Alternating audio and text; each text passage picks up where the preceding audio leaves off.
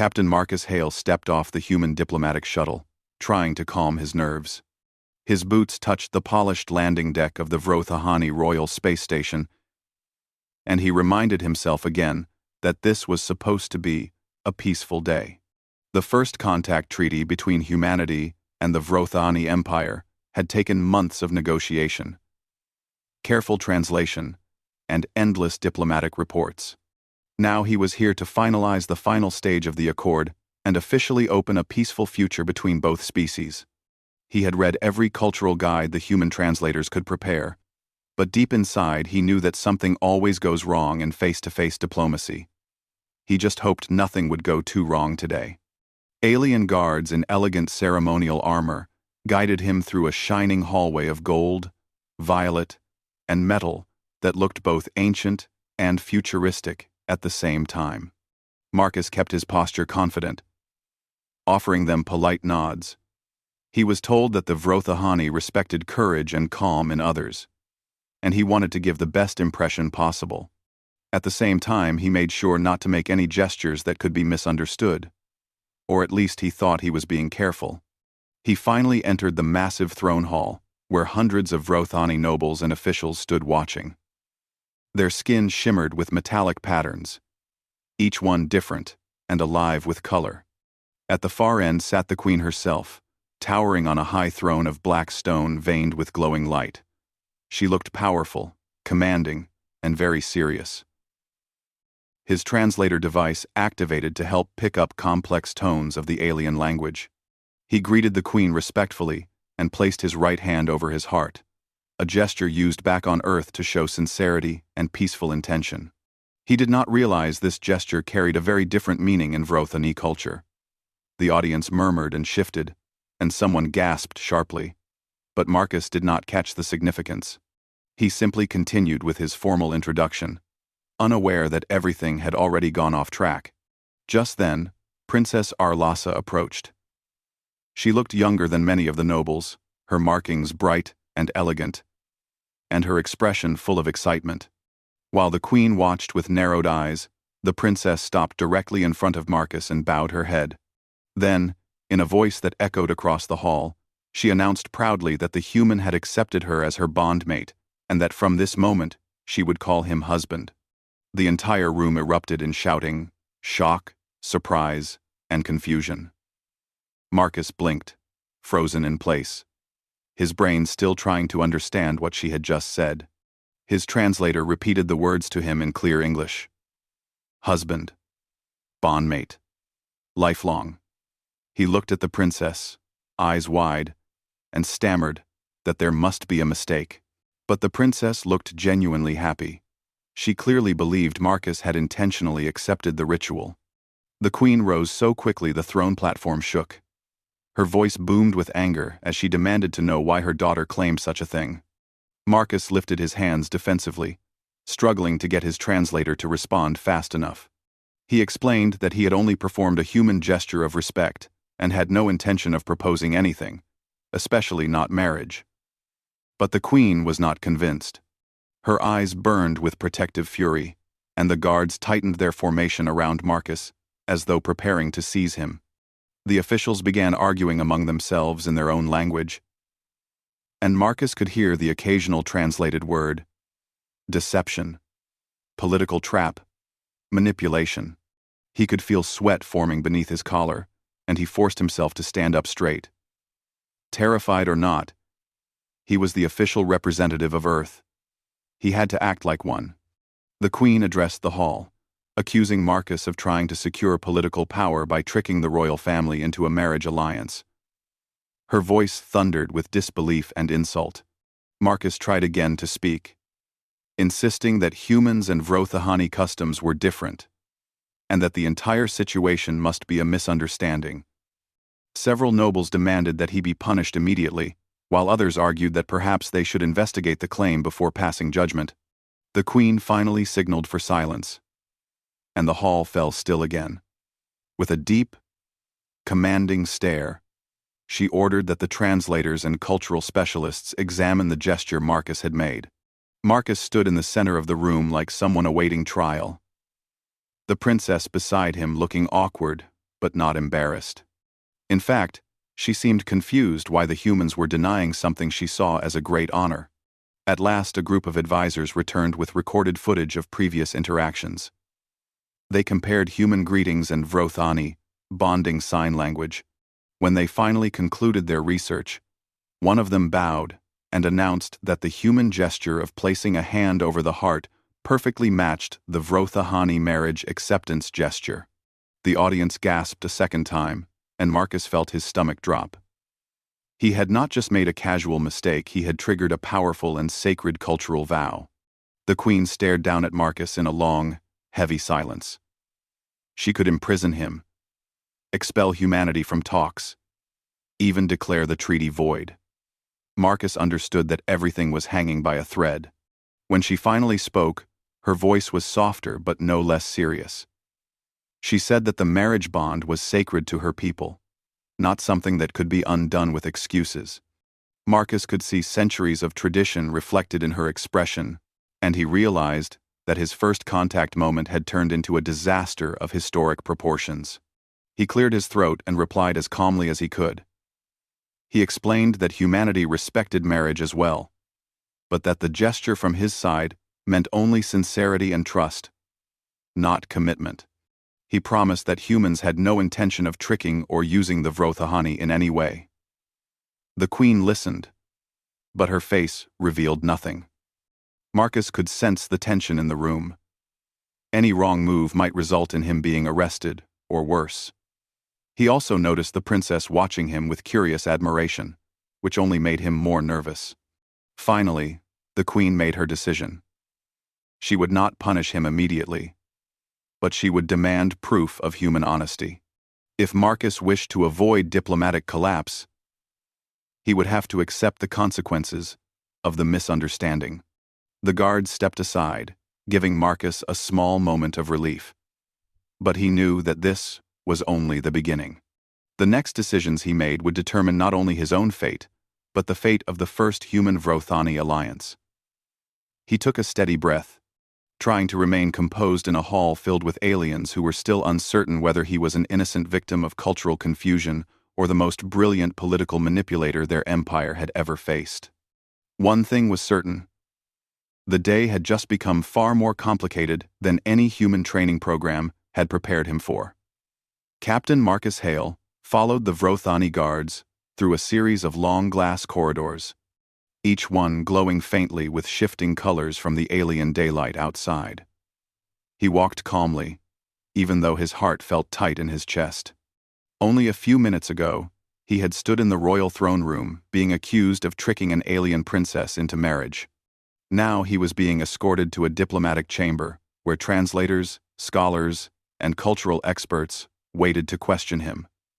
He reminded himself again that losing control would only make things worse. He needed to stay calm, show respect, and fix the misunderstanding before the treaty collapsed. The door opened and Marcus found himself inside a circular chamber filled with Vrothahani officials seated around a stone table. They all watched him closely, some curious, others suspicious. Princess Aralasa was there too, seated beside one of the royal advisors. She looked worried, but not ashamed. To her, Marcus had done nothing wrong. To her, this situation was a matter of honor and tradition. She actually seemed confused why humans did not understand the great importance of her people's customs. Marcus took the seat offered to him and waited silently as the advisors began speaking in their own language. His translator device slowly fed the meaning into his ear. Most of their questions were blunt and serious. Why did he use the hand-over-heart gesture? Did humans commonly use hidden symbols in diplomacy? Was this all a very subtle power play by Earth governments to place a human inside the alien court? Marcus answered honestly. On Earth, touching one's chest meant sincerity and peace. It was something seen at ceremonies, schools, theaters, and even military funerals. No hidden meaning, no marriage pledge, no trick. Just respect. He spoke slowly, knowing each word was being examined and judged. Some of the officials nodded thoughtfully, but others remained unconvinced. One elder leaned forward and pointed out that the Vrothani hand gesture was extremely famous and had been part of their traditions for thousands of years. If humans had prepared properly, how could Marcus not know? Marcus gripped the edge of his chair and kept his voice steady. He explained that translators had researched countless customs, but not everything could be understood from books alone. Without real experience, misunderstandings were simply unavoidable. Princess Rylasa finally spoke. Her voice was gentle, but clear enough to silence the room. She admitted that she had been excited when Marcus performed the gesture and believed he had chosen her deliberately. She also explained that the Vrothani marriage vow was rarely used outside high-level political unions. For her, it was not only personal, but also beneficial to both their peoples, one more step toward peace. Her honesty surprised Marcus. She was not being dramatic, childish, or selfish. She truly believed she was helping. Marcus cleared his throat and chose his words carefully. He told her that humans also valued marriage deeply, and that entering one by accident could create trouble for everyone involved. He said that he respected her and her people, but he could not accept a bond formed by misunderstanding. The princess looked down for a moment, clearly processing the idea that something so sacred to her culture could be a simple human gesture on the other side. The advisors spoke among themselves again. Marcus listened as one interpreted the situation differently. He said that while humans might not have meant to insult the empire, the queen could not simply ignore the ritual. If the empire allowed a foreigner to gesture falsely and then walk away without consequence, the royal traditions would lose authority. Even worse, the empire's political opponents might use the incident to make the queen appear weak. Marcus understood the political danger now. He had not just made a personal mistake, he had triggered a cultural law with deep diplomatic implications. He leaned back, taking a slow breath. He wished he could call his diplomatic team, but contact was restricted for now. He had to face this alone. A scholar entered the chamber carrying a holographic recording of the earlier event. The room watched the replay. Marcus saw himself on the screen greeting the queen and placing his hand over his heart. In that moment, the princess's expression had shifted from polite formality to wide-eyed excitement. The gesture was followed by several officials nodding in recognition. Marcus finally realized how perfectly the movement matched the Vrothani tradition. From their view, it was unmistakable. Looking at it now, even he would have thought the gesture was intentional. The scholar then showed recordings from human ceremonies, including courtroom pledges and military honors. The differences were clear, but it also showed how easy it was for cultures to clash without intention. The atmosphere in the chamber slowly shifted. The officials no longer looked at Marcus as a manipulative spy, but as someone caught in a tragic cultural accident. One of the senior advisors finally spoke. He said the queen would never allow the marriage bond to be dismissed without proof that Marcus had not acted in bad faith. He explained that Marcus would need to formally prove humanity's honor through the traditional trials of truth. Marcus felt a chill run through him, even before he asked what that involved. The advisor explained the 3 trials. 1 to test honesty, 1 to test loyalty, and 1 to test courage. Marcus almost laughed at the simplicity. But he realized the trials were probably much more dangerous or complex in practice. Princess Rylasa quickly told Marcus that passing even one of the trials would show genuine character. But passing all 3 would prove that humanity deserved respect in the eyes of the empire. Her voice held something he did not expect. Not romantic attachment, but belief. She believed he could do it. Marcus straightened his shoulders and accepted. What else could he do? If he refused, the queen could terminate the peace treaty, accuse humanity of deceit, and shut the door to the stars forever. He was not willing to let that happen. A guard entered with a message from the queen, and everyone fell silent. The queen decreed that the preparations for the first trial would begin immediately. Until then, Marcus was to remain on royal grounds as a diplomatic guest. A polite word for closely watched prisoner. As the officials dismissed him, Marcus walked toward the chamber doors. Princess Rylassa caught up and asked if he was angry with her. Marcus hesitated, then shook his head. He told her that humans make mistakes every day, and what mattered was how one dealt with the consequences. The princess smiled softly, clearly relieved. When Marcus stepped back into the hallway, he exhaled slowly. He knew he had a difficult path ahead. He also knew humanity's reputation now rested entirely on him. If he failed the trials, he would not just embarrass himself, he would cost Earth its greatest diplomatic chance in the galaxy. He continued walking until he reached his temporary quarters. As the doors closed behind him, he finally allowed himself a moment to sit down and breathe. Tomorrow, he would face the first trial.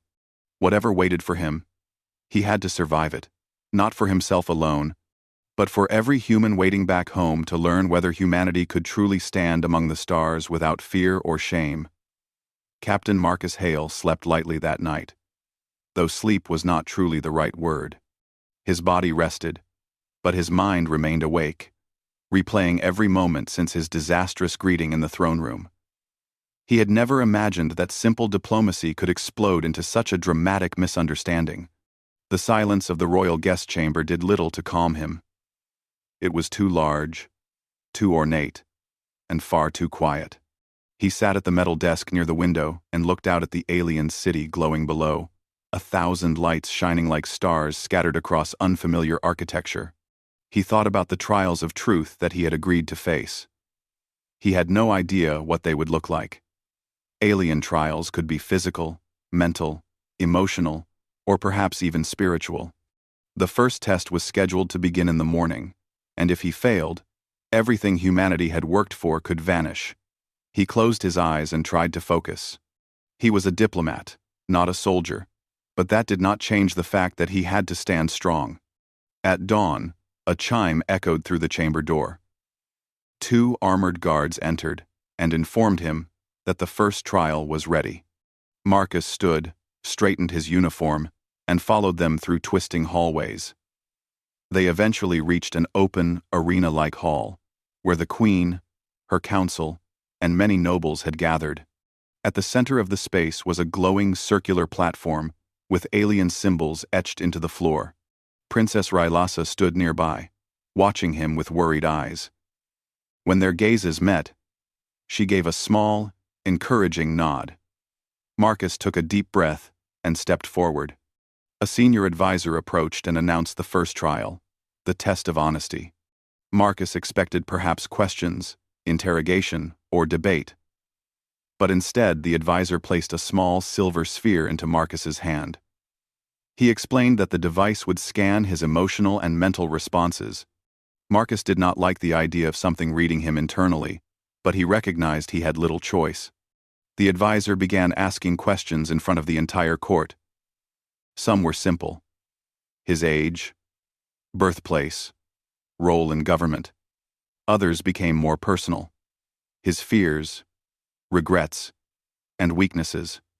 Marcus answered truthfully, trying not to show how uncomfortable he felt exposing himself before strangers. The device glowed differently with each response.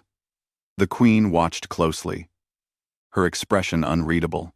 Then came a difficult question. The advisor asked whether Marcus felt resentment toward the Vrothahani after the marriage misunderstanding. Marcus paused, every eye in the room fixed on him. He could lie and smooth things over, but he remembered why he was here. With steady voice, he admitted that he felt frustrated and stressed, but not angry. He explained that fear and misunderstanding were natural in such situations. But his respect for the Vrothahani remained unchanged. The sphere flashed a pure white light, indicating truth. A faint ripple of surprise traveled through the audience. Then came the hardest question. The advisor asked whether he truly wanted the peace treaty, or if humanity only wanted resources and strategic gain. Marcus inhaled slowly. He could see how easily the Vrothahani might believe such suspicion. Many human governments in history had used diplomacy only as a mask for power, but the real answer was deeper. He spoke honestly, voice firm. Humanity wanted peace, not because it was easy, but because exploring the galaxy without building bridges would lead to endless conflict. He said humans had made mistakes on their own planet and hoped not to repeat them among the stars. The silver sphere glowed brighter than ever before. A soft murmur spread through the court. Even the Queen's eyebrows lifted slightly in recognition. The test of honesty was complete, and the advisor declared that Marcus had passed. Marcus allowed himself a small breath of relief. One trial down, 2 more left. But the court did not disband. Instead, the Queen rose and announced that the second trial would begin immediately. Marcus swallowed once, knowing the day was not yet finished. This time he was led into another chamber, darker, quieter, filled with a soft blue mist that cooled the air. A ring of lights illuminated the floor. The advisor told him he was now facing the test of loyalty. For this trial, Marcus was instructed to sit in a chair beneath a device that resembled a metal crown. It was placed upon his head, and immediately he felt a faint tingling sensation. The advisor explained that the device would project simulated scenarios into his mind, testing how he would act when forced to choose between personal safety and duty. Marcus did not like the sound of mental simulations, but he clenched his jaw and nodded. The first scenario appeared instantly. He stood on a battlefield, hearing shouts and explosions. Soldiers called for orders. Marcus realized the vision was drawing from stored military history. In the simulation, he was forced to choose whether to rescue a single VIP diplomat or protect a group of civilians. Marcus did not hesitate. He ordered the evacuation of the civilians. The scene dissolved. The next simulation placed him before a diplomatic council, where humanity was being accused of crimes it did not commit. The only way to save face was to lie. Marcus instead chose to speak truth, even though in the simulation the council punished humanity politically. 2 more scenarios followed, each one designed to test the deepest layers of decision-making. In every case, Marcus followed principles that placed others before himself. When the simulation ended, the room returned to normal. He sighed heavily, mentally exhausted. The advisor consulted readings and announced that Marcus had passed the test of loyalty as well. The court observers seemed impressed. Marcus could feel the atmosphere shifting. Suspicion was giving way to curiosity and respect. The Queen stood once more and spoke. She said that the final trial, the test of courage, would be held in the arena the next day. Marcus nodded. He knew the third test would likely be the most physically demanding. As the chamber doors closed behind him and he walked back to his quarters, Princess Arlasa hurried after him. She thanked him for taking the trials so seriously and apologized again for the misunderstanding that had brought him into such trouble. Marcus told her quietly that she had nothing to apologize for. Traditions mattered. Mistakes happened. What truly mattered was what people did afterward. The princess smiled, perhaps seeing something noble in his simplicity. She told him that very few Vrothahani nobles could have passed the first 2 trials as cleanly as he had. Marcus found himself surprised, even amused. He thanked her and returned to his room to rest. When he sat down alone, the weight of the day finally settled in. He had survived 2 alien trials without losing dignity or honor. But the third test might not be so gentle. He looked once more at the glowing alien city through the window and whispered to himself that he would endure whatever challenge came, not just for diplomacy, but to prove that humanity could walk among the stars without fear or shame. Captain Marcus Hale woke before dawn, his mind already preparing for the third trial. He expected to face some kind of physical challenge. Maybe combat, maybe endurance, or maybe something entirely strange and alien. The Vrothahani Empire was powerful, advanced, and steeped in ancient traditions. Their final test of courage would surely push him in ways humanity had never trained for. Yet, despite his nervousness, Marcus felt a strange confidence. He had already passed the trials of honesty and loyalty. Now he only needed to prove he could stand firm when danger threatened. He dressed in his diplomatic uniform, straightened his gloves, and stepped out of his chambers. 2 guards stood waiting, their armor shining a dull metallic blue. Without a word, they began walking, guiding him down a corridor that opened onto the training arena. But when they reached the outside balcony, Marcus froze. The sky was filled with burning streaks of light, and alarms howled across the capital. He looked up and saw the unmistakable trail of incoming enemy ships entering the planet's atmosphere. Before he could speak, one guard touched his communication device, listening to a hurried message. The guard's expression turned grim. The enemy, a rival species known as the Renka Dominion, had launched a surprise attack on the Vrothani capital. The trials would have to wait. Marcus felt a chill run through him as the city's defense systems activated. Beams of light shot upward, intercepting enemy missiles. He watched an explosion illuminate the distant skyline. The guards quickly turned and motioned Marcus to follow. They rushed through the palace halls, not toward the arena but toward the strategic command center. Marcus could hear distant booms outside, the vibrations shaking the metal floors beneath his feet. He understood that he was now in the middle of a real trial. One not planned or controlled. One that could decide the fate of an entire empire. They reached a large chamber filled with holographic maps, frantic officers, and rushing analysts. On a raised platform stood the Queen, commanding calmly even in the chaos. She turned sharply as Marcus entered. Her eyes were fierce, but she did not waste time questioning him. For now, humanity and the Vrothani stood together under shared danger. One of the officers reported that enemy forces were attempting to land troops near the palace, and the shields would not hold forever. Marcus could tell from the atmosphere that the situation was severe. Without waiting for permission, Marcus stepped forward and asked to see the tactical map. Some officers glared at him suspiciously, but with the Empire under attack, there was no time for ceremony. The Queen gestured for the map to be displayed. Marcus studied the defensive routes, troop placements, and enemy landing patterns. He could see the problem instantly.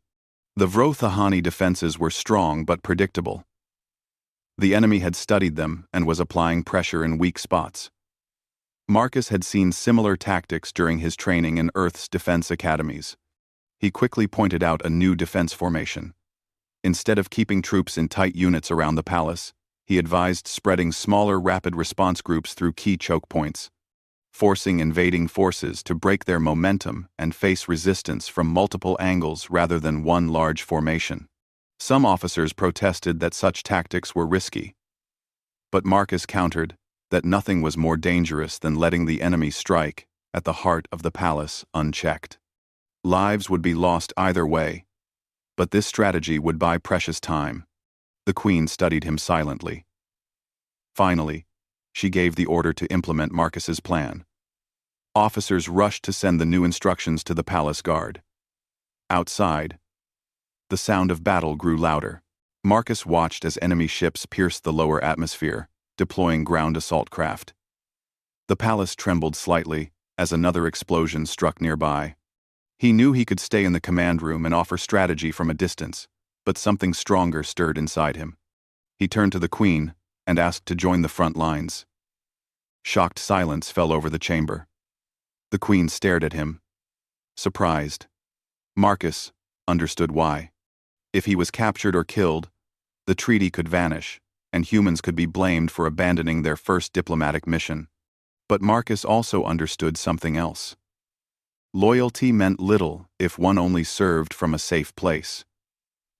He had passed the trial in simulation, but reality was calling now. The Queen finally nodded. She told him that if he wished to fight beside them, she would not forbid it. Marcus followed a group of soldiers toward the lower levels of the palace, where armored transports waited. Princess Rylasa met them just before they boarded. She was not wearing ceremonial clothing but field armor, holding a charged spear weapon. She told Marcus that if he was willing to risk his life for their people, she would fight beside him. Marcus gave a short nod, grateful, but anxious. The transport launched, racing across the city toward one of the key defense points Marcus had designated. Upon landing, the doors opened to chaos. Enemy troops, tall and insect-like, were advancing through the city streets, exchanging fire with Vrothahani defenders. Marcus grabbed a discarded energy pistol from the ground. He was not the best marksman, but he knew enough to cover the soldiers as they advanced. The princess fought with skill and ferocity, using her spear to create bursts of energy that cut down multiple invaders. As they pushed forward, they reached a civilian sector, caught between enemy landing craft and the palace. Families were trapped, unable to escape the crossfire. Marcus instantly changed the plan. Instead of focusing on pushing the enemy back, he ordered part of the squad to form a rescue corridor. Rilasa understood immediately and helped lead the effort, cutting a path through debris and fire so civilians could escape. Under his improvised direction, soldiers divided into small squads, striking the enemy from several angles. The enemy advance slowed. Marcus could feel the tide beginning to shift. His strategic thinking, something humans had developed from centuries of conflict, was proving unexpectedly effective here. The Vrothahani soldiers fought harder, seeing the battle turning in their favor. Just then, an enemy assault walker, a towering armored mech, emerged from the smoke, heading directly toward the evacuation route. Marcus knew they had only seconds before the machine crushed civilians and defenders alike. He yelled to the princess and sprinted toward a nearby heavy cannon emplacement. He climbed onto the weapon while under fire, adjusted its aim manually, and fired at the walker's joints. The cannon blast hit hard, damaging the machine. Rilasa finished it with a direct energy strike. The walker collapsed in a shower of sparks. The civilians escaped. The enemy troops began retreating toward their transport craft, realizing they had lost the advantage. By the time reinforcements arrived, the sector was secure. Marcus stood catching his breath, armor scorched, clothing torn. Yet he felt strangely alive, knowing he had done what he could, not just as a diplomat, but as a human. When they returned to the palace, the queen stood waiting in the command hall. She looked at Marcus differently now, not with suspicion or anger, but with new understanding. The battle was not over across the planet, but the capital was safe. She stepped forward and told Marcus that he had proven courage without any formal trial. He had placed strangers before himself and fought for a world that was not his own. The room fell silent as she acknowledged him not as an outsider, but as someone worthy of respect. For the first time since his arrival, Marcus felt the weight on his shoulders lighten. The misunderstanding that had caused so much trouble seemed distant now. Whether or not the marriage bond would be resolved, something deeper had happened. Humanity had shown its true nature, not through words, but through action. And somewhere in the back of his mind, Marcus realized that this was the real trial all along. Not a test set by tradition, but the universe itself, asking whether humanity could face the unknown and still stand strong. Captain Marcus Hale did not rest after the battle. His body ached, his uniform was torn, and he could still hear echoes of distant explosions as the last enemy forces retreated into orbit. But he remained awake. He stood on a balcony high above the palace, watching smoke slowly drift away from the city. The sky was clearing. The emergency sirens finally quieted. Vrothahani ships patrolled above, like shining protectors. The invasion had failed. The capital still stood. He breathed out slowly. For humans, war was terrifying but familiar. For the Vrothahani Empire, a direct attack on the capital was almost unheard of. The fact that they had survived was a shock not only to the enemy, but to the empire itself. Marcus turned when he heard footsteps approaching. Princess Rilasa stood behind him, wearing lightweight ceremonial armor instead of her battle gear. She looked tired but strong, She told him the queen had summoned him. Marcus nodded and followed her through the palace. They walked through wide hallways that only hours ago had been full of fear, confusion, and hurried soldiers. Now healers tended to the injured, engineers repaired structural damage, and civilians slowly emerged from protected chambers. Many of them looked at Marcus with expressions of surprise and respect. Some nodded to him as he passed, not as a foreigner, but as someone who had stood with them when it mattered. When Marcus entered the throne hall, it looked very different from the last time he had stood there. The atmosphere no longer felt tense and hostile. Instead, the room held a deep, solemn quiet. The queen stood before her throne, now surrounded not by guards poised for action, but by council members who watched Marcus with thoughtful expressions. The queen regarded him for several silent seconds. Her shoulders, usually held in regal firmness, seemed softer now, almost tired. She addressed him not with anger, but with a calm voice that carried the weight of tradition and gratitude. She declared that Marcus Hale had shown courage beyond what any trial could demand. When the enemy attacked, he had not hidden behind the safety of diplomacy. He had fought for people who were not his own, risking his life to defend a world he barely understood. Marcus listened quietly, his posture respectful. He felt relief, but also humility.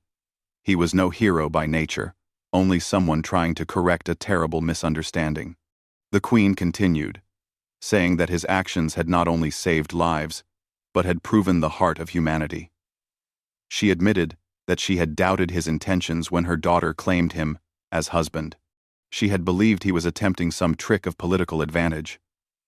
Now she understood she had judged too quickly. Marcus bowed slightly. He said that humans made mistakes often, but they tried their best to correct them with action, not just words. He apologized once again for the unintended marriage gesture, explaining clearly that humans had no knowledge of Vrothahani bonding traditions. It had been, from the start, a tragic accident. The queen nodded, and the chamber grew still. Then she declared that, in light of everything Marcus had proven, she would officially annul the marriage bond. The announcement echoed through the hall. Marcus felt some of the pressure he had been carrying finally lift from his shoulders. His reputation, humanity's diplomatic future, and even Earth's standing in the galaxy were no longer hanging on a cultural mishap. He thanked the queen sincerely. But before he could step back, Princess Rilasa spoke. She addressed the court, saying that while the bond was nullified, she did not regret the events that had brought Marcus into their culture. She said that he had shown loyalty, honesty, and courage not because of tradition, but because it was who he was. She explained that the empire needed such perspectives if it wished to grow and avoid becoming isolated in a galaxy full of dangers and opportunities. The room murmured with interest. Marcus felt the princess's words were not romantic in nature, but respectful and deeply political. She continued, explaining that war should not be their introduction to every species. Instead, they needed ambassadors who could teach, learn, and create understanding before misunderstandings turned into conflict. Finally, she made a request before the queen and council. She asked that Marcus remain on Vrothal as humanity's first permanent ambassador, working alongside the empire to build a bridge between their people. Many council members exchanged surprised looks. Marcus himself froze, not expecting such a proposal. The queen turned to her daughter. She asked her why she believed Marcus was the right person. Rilasa answered simply, during the battles and the trials, Marcus had shown what humans truly valued. He had stood firm without arrogance, protected without demand for reward, and fought without hatred. If the galaxy was filled with species like humanity, then Vrothal needed to understand them not as outsiders, but as equals. Marcus slowly gathered his thoughts before speaking. He told the queen that Earth had sent him with the hope of peace, but he had never expected to become a bridge between cultures. He admitted that he was only one man, and that he could make mistakes, but he promised that he would represent humanity with the same honesty he showed in the trials and the same determination he showed during the invasion. The Queen studied him for several long seconds. Then she nodded. She declared that Marcus Hale would be granted diplomatic status, free movement within the palace and city, and official recognition as ambassador between Earth and Vrothal. The hall reacted with surprised respect. Marcus bowed once more, not to a queen, but to a leader who had shown wisdom. When the ceremony ended, the Queen dismissed the court. Marcus and Rylasa walked together through the palace gardens. Warm, artificial sunlight lit the flowers, their petals glowing faintly, like bioluminescence. Marcus looked at the princess and said he hoped she did not feel hurt by the annulment. Rylasa laughed softly. Rylasa. She explained that she had not wanted a husband forced by mistakes, but a partner formed by choice and shared mission. She believed Marcus could become a friend, an ally, and perhaps much more important, a symbol that their two cultures could meet without fear. They stopped beside a fountain. Marcus remembered the moment when everything had gone wrong, when he had placed his hand over his heart and accidentally proposed. It felt like a lifetime ago. He asked Rylasa if the trials were still officially necessary. She shook her head and told him he had passed the most important one, already showing what a person did when everything was at stake. As the day settled and repair crews continued rebuilding the city, Marcus looked out across the alien horizon. He had come here thinking diplomacy was a matter of signatures and polite speeches. Instead, he had faced challenges that no human diplomat had ever imagined. Yet, he had survived, not by being perfect, but by being true to the values humanity cherished. Tomorrow, communications would open, and Earth would learn that the first interstellar treaty had succeeded, not because humans were powerful, but because one human had stood up when it mattered. Marcus felt a strange pride settle in his chest. Humanity, once small beneath the stars, had proven itself not by force, but by courage, honesty, and compassion. And as the artificial sun set over Vrothal, Captain Marcus Hale understood that this was not an ending. It was the beginning of humanity's future among the stars.